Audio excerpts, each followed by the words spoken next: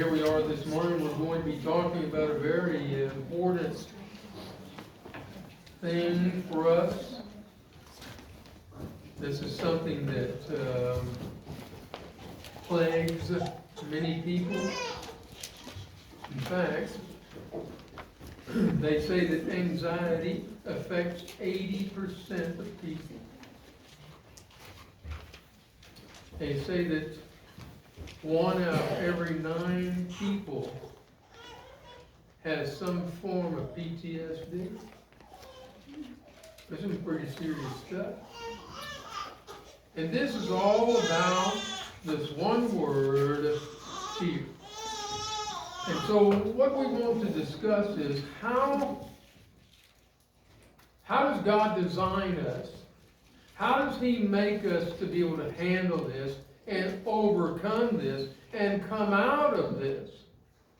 Remember, in any situation, you must first work hard to unlearn something. If you're doing something inappropriate, you're doing something wrong or whatever, you go to a job and you're going to a company that does something similar to what you did before, but now you've got to learn their process. Okay, first thing you have to do is unlearn what you did before. And then you must manage it.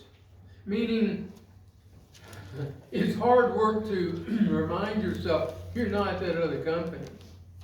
And now you're trying to manage this.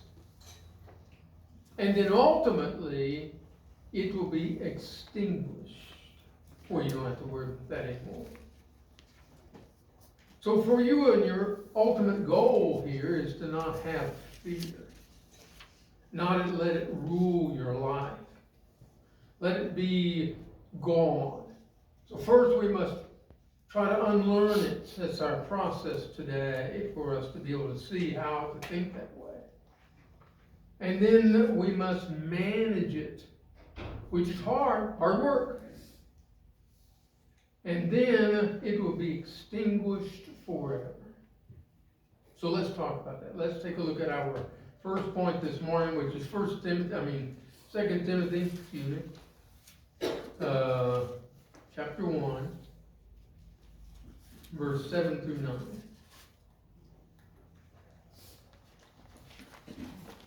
For God did not give us a spirit of timidity,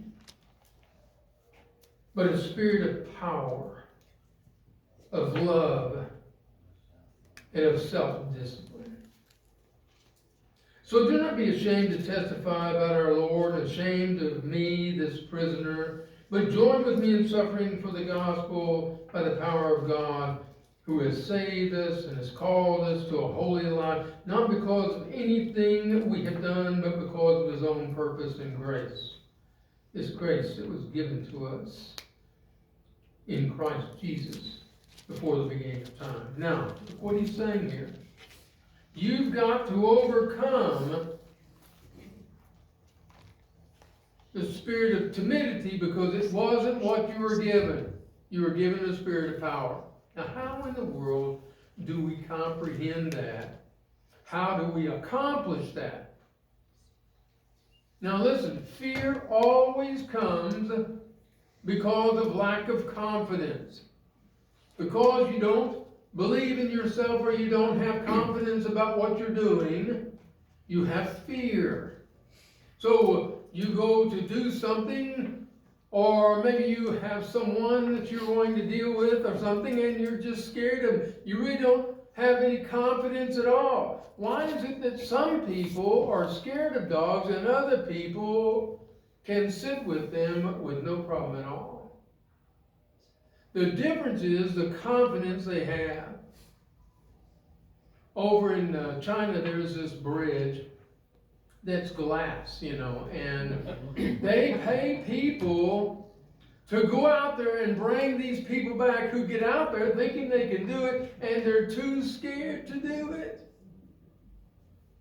What is the difference between that and this woman who isn't even holding on to the handrails, isn't walking over to the side where the strength would be, and just calmly walking along. I kind of thought she looked like my wife. I thought that was a good picture.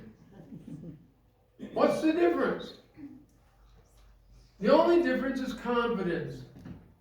She is confident that the bridge will not fall. She's seen hundreds and hundreds of other people go across. It's been up there for years. So here's the key: confidence. Why do you fear? Because you do not have confidence. So what do? How do we finish it? How do we accomplish it? How is it we can stand up on our own and be unafraid, not having to hold on to other people? How is it that we can stand unashamed about Christ, to do the things that we're supposed to do? We can't do it from the position of fear. We have to have confidence in Christ. It has to be that our confidence is in the subject matter. We understand it, we know it, we follow it. Now, fear starts small. It doesn't start with something big. It starts small. It's something that is extremely small. Listen, the battle is in your mind. It isn't out there. It's in your mind. A man can walk across a tightrope between two tall buildings.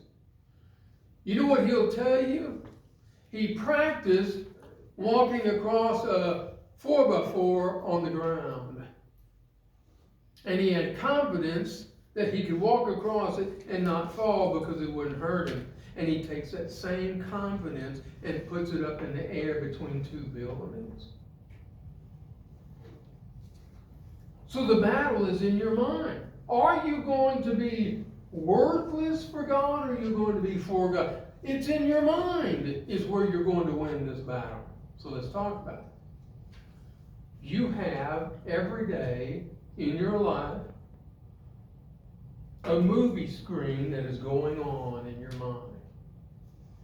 And in your mind, you're bringing forth ideas and concepts of things that either scare you or reassure you. You're constantly thinking about what somebody said to you, what they called you. Somebody said you look good. Oh, wow. That makes me feel so good. Whatever the situation is, you're constantly replaying this. And you're replaying this really and truly things that probably have happened to you when you were immature. And you're sitting there watching it over and over and over again. Your boss comes to you and says, you know, you're nothing but a slob. You can't get anything done. I can't even read what you're writing. I'm just fed up with you, and I'm going to fire you any day. You know what happens? You don't have any confidence. And you replay that over and over and over and over again. How do you stop that? How do you control that? How do you get in control? I tell you, here's what you have to do. You have to have something that is better that you replace it with. And every time it comes up, you say to yourself, I'm not going that direction. And you stop that, and you start playing a good thing. The opposite, an absolute opposite of what it is. Where here this guy's telling you you're pathetic. Go back to when someone told you you were great. And play that over and over and over. You get to choose. You're the one in charge. It's your brain. It's not mine. I can't make you think anything. I can't make you feel any way. I can't make you feel better or worse or whatever. But it starts small. You start worrying. Anxiety means a negatively imagined future. It doesn't even exist yet. And so you live in fear because of that future. So what you have to do is you have to stop it at this point and rest at this point. Otherwise, you know what's gonna happen? It's gonna get to the point where you can't even get out of your house. I heard about a woman, let me tell you this story. She's afraid to leave her bathroom. I don't know why, I'm just telling you the story. She sat on the toilet for 3 years. Her boyfriend bought food and everything for her. Finally, the emergency crew came. They couldn't get her off the toilet. She had grown to it. They had to remove the toilet with her. She had a choice who she is and how her life is going to live. How it's going to be. I'm going to tell you something. You have power. You have power that comes from self-discipline. You can control yourself. Now just a minute. Let's take a moment. And let's think about this. Here's what I'd like for you to do. I know it's going to be tough on some of you because you're the kind of people that say, oh man, he's going to do something and I got to do it. I want you to do this because I want to show you how to think. You ready? Let's all stand up a minute. Here's what we're going to do. We're going to act this out on our own so we can learn how to act it out in our brains. Now here's the first thing I want you to do is I want you to just kind of slump your shoulders down, kind of round, you know, like this, but just kind of slump them down and kind of then bow your head down like this. And kind of have depressing thoughts. I mean, you'll just think, man, I'm pathetic. And now, look at our stance. So lift your head up for a minute and show you. Look at me. Your head's the first thing that has to come up. You have to stop thinking the way you are. And you put your shoulders back. You feel your chest. You cannot physically think the way you were when you were down than you can when you're up. So for you, you have to accomplish this here. So that you're not worthless, but in God's service. Please be seated. Thank you for playing along. You get no prizes. You don't even get a cookie. The power comes from self-discipline. How do you get yourself from here to here? You must do it yourself. Nobody can do it for you. It's self-discipline. Self-discipline isn't easy. Discipline's hard. It's painful. It means we have to constantly be denying ourselves things that we want to do. I was dealing with this lady. I was talking with her and trying to help her. And I said, tell me your daily routine. She said, listen, I'm really having trouble. And she was. Good looking woman.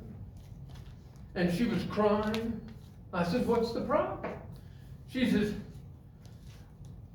I'm just sitting there weeping and weeping. And she said, I'm not crying, I'm weeping. It's just horrible. I said, how long do you do this? She said, sometimes 3 or 4 hours. I said, what's the big deal? And she said, I don't know. I don't know how to stop it. It started out, but it's not that way anymore. The more I do it, the worse it gets. I said, tell me how you do that. Listen. She gets her husband off to work. She makes him breakfast. She gets his little lunch. She takes him, he goes off to work. She shuts the door. She goes in the living room. She pulls a drapes. She sits down. She gets her tissues, sits down, and she starts crying. Her alarm goes off. Her son's going to be home. She gets up. She dries her face. She opens the windows, and she's ready for her son. Listen, this is a habit she has gotten herself into. As I showed you, the habit from a little to a lot. To the point where she can't even think, she can't even do. For that time that they're gone, she's weeping. It's destroying her. You ever cried? Cry till your face is all so red and your nose is stopped up and you can't even, your eyes can't even find a correct vision because they're so blurry. You just worn yourself out. That's what she did every single day. Not on weekends. Family's home. So what does that say to you? It's a choice. It's a choice. She's doing what she wants. She's not disciplining herself.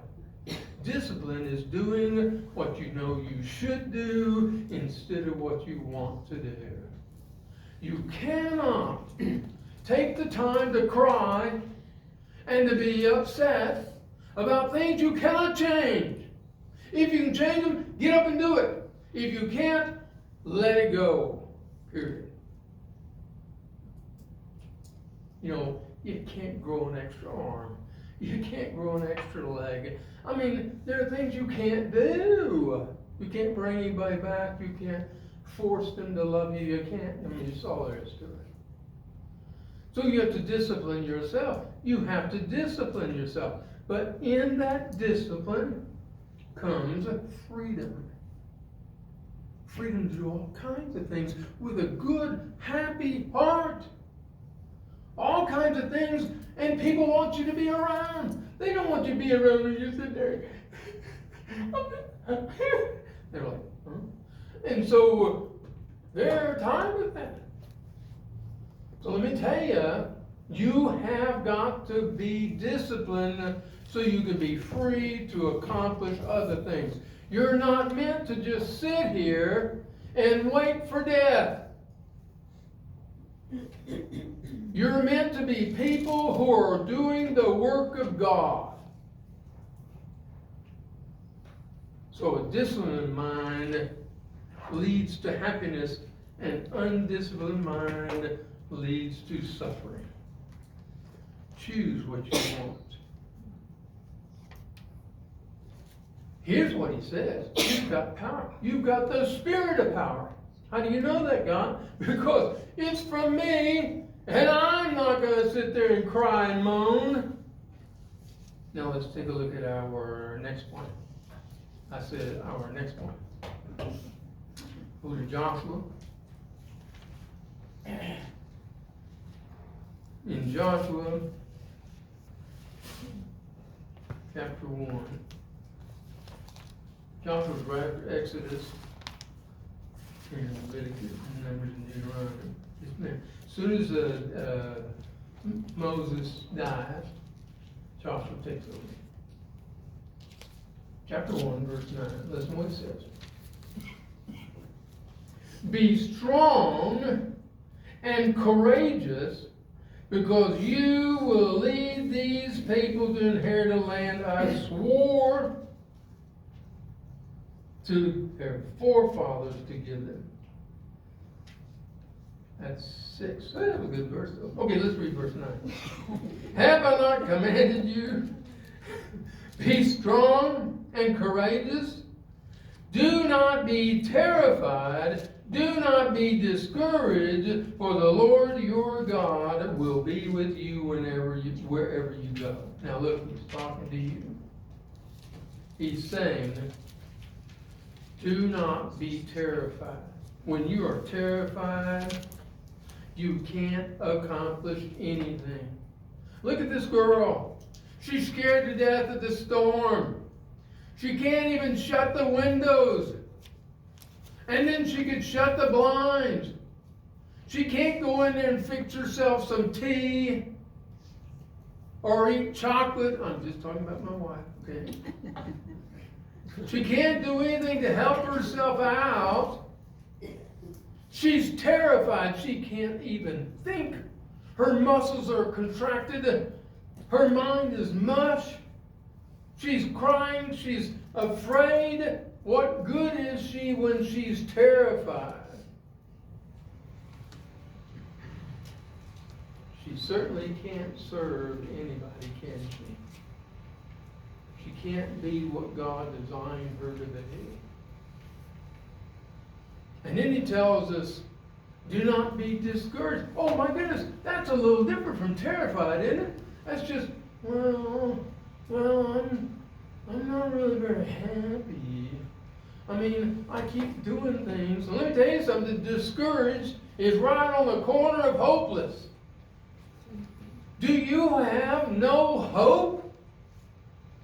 Can you live a life in an evil world and have hope? Yes. How? Knowing where you're going, knowing whose you are, knowing what power you have, knowing you can be courageous simply because you have the confidence in God to be able to do it. Remember the people walking across the glass bridge? You've got to have confidence in the fact that your Father chose you to be His child and to do what He says and to live with Him forever. If you don't do that, you fall to Satan. Because hopeless people, terrified people, discouraged people are following Satan, not God. Life is the sum of your choices. What you choose is the kind of life you have. You must be people of hope, of promise, of excited, looking forward to tomorrow, getting through the pain that we're going through. Sure, they hurt you. Sure, they told you things you didn't like. Sure, they put you down. Who are you? Are you not who you believe you are? If not, what kind of belief do you have? Does it change when people put you down? Does it change you from being a child of God, heir to the throne, heir to heaven? To be served by angels? Has that stopped? Yeah. What's your proof? Well, he said, you know, you're Jesus' brother. He gets a double portion, but you get the same thing. What did he get? Resurrected the sin and sit on the throne of God. He tells us we're going to be ruling with Him. Hey, this is all your choice. Choose what you want. Decide who you are. Now listen, you're free to choose, but you're not free from the consequences of your choice. If you choose to be afraid, if you choose to be terrified, if you choose to hide in life, if you choose to reject your God, you have to accept the consequences. You made the choice. Here's what it says. Have great courage. Courage is a tough thing. It has to be built up. You have to practice, practice, practice. You have to do courage to do the work of God. You have to have strength to do it. You have to be able to understand what needs to be done. Not do the wrong thing. Not accuse people, but go out there and love and encourage to be able to accomplish doing the works of God. That's what you were created for. You know what Jesus says about this? God gave me this body so I could use it for a sacrifice to Him. Guess what? That's your purpose too. It's your purpose too. It's not about that moaning and groaning. Not about what all people did to you. It's not about how come I have to go through this. Who would you rather go through? God says He'll take you through it, to it, as He's commanded. So make sure you're someone who is ready for the war. I really like this particular part of the show. The rest of the show is not much. In fact, part of it's pretty thick. But anyway, in this particular part, you know, what's his name? Think of his name. You remember his name? Brad Pitt. Huh? Brad Pitt. So what'd you say? Brad Pitt. Yeah, Brad Pitt. I thought you said Frederick. I was like, I don't know Frederick. Brad Pitt, he goes up there. He runs straight at this big bad guy who'd killed everybody. He jumps up, turns around, puts his sword straight through the guy's area right here, soft where the collarbone is, and killed him. Takes his sword out, walks away. The guy's there. He falls over like a tree. Why do you think he could run at him and do that? Confidence. He's practiced that move so many times. Why do you think we have this little booklet in here about all the questions and how we have these questions that are keep people from being in church and being able to say, why? Because you're supposed to study them. Why are you supposed to study them? So you'll be ready to do war when it comes up. Not against them, but for them, helping them kill the Satan that lives within them.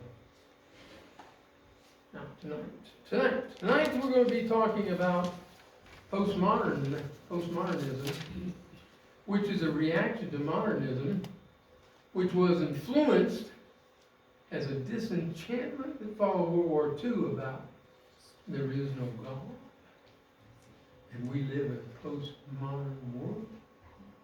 So we're going to talk about that tonight. Make sure you come 6:30 p.m.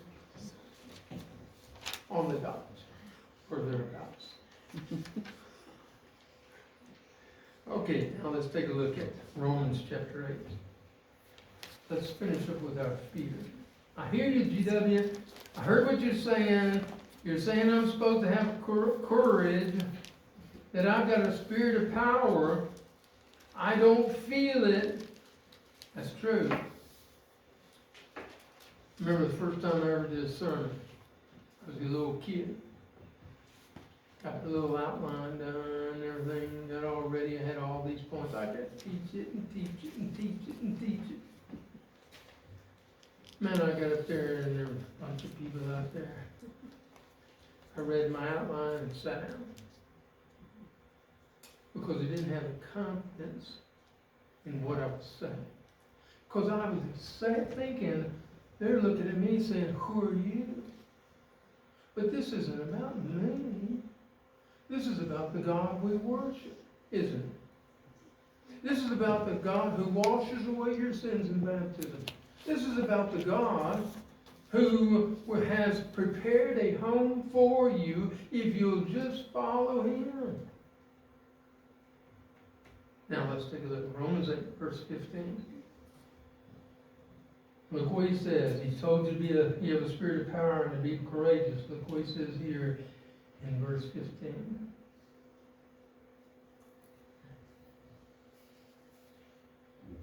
For you did not receive a spirit, you hear that word again? That makes you a slave again to fear. But you received a spirit of sonship. And by him we cry out, Our Father. He's saying here, look at you. Look at you. You're not to be a slave to fear. That's from Satan. That's not from God. God doesn't give you fear. He gives you a hope. He gives you an ending. He shows you everything. He tells you all about it. Your spirit must not be a slave of fear. You simply can't go into that. You were bought with a price.